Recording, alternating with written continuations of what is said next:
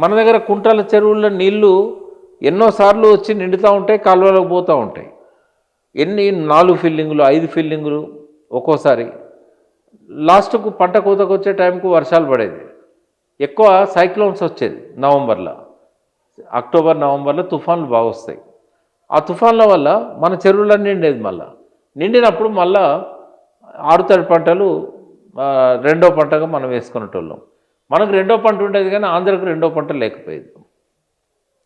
గ్రీడీనెస్తో ఏం చేసిందంటే తెలంగాణలో వర్షాలు పడ్డ నీళ్లు ధవళేశ్వరంకు రావాలి. వస్తే మనం మొదటి పంట వాళ్ళు వేసుకున్నట్టే జూన్ జూలైలో నాట్లు వేసుకుందాం.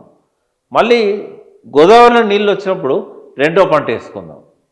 అప్పటి నుంచి ఏమైనా ఆంధ్రప్రదేశ్ ఏర్పడ్డప్పటి నుంచి 2 పంటలు పండుతున్నాయి. ఇక వాళ్ళు కూడా దసరాకు కూడా వాళ్ళు పంట ఇంటికి వస్తుంది వాళ్ళకు. మరి ఎక్కడి నుంచి వస్తానే నీళ్ళు? గోదావరిలో నీళ్ళు రావు. జూన్ జూలై ఆగస్టు ఎండిపోయి ఉంటుంది. ఎక్కడి నుంచి రావాలి నీళ్ళు? తెలంగాణలో మిట్ట ప్రాంతాలలో కానీ ఏ జిల్లాలో కానీ వర్షం పడ్డదంటే చెరువులలో పోతుంది, చెరువుల నుంచి కాలువల ద్వారా పోతుంది. ఆంధ్రప్రదేశ్ ఏర్పడంగా చెరువుల రిపేర్లు బంద్ చేసిండు. బంద్ చేసే వరకు ఏమైంది? వర్షం రాగానే అది నిండి కట్టదేవుడు మొదలుపెట్టింది.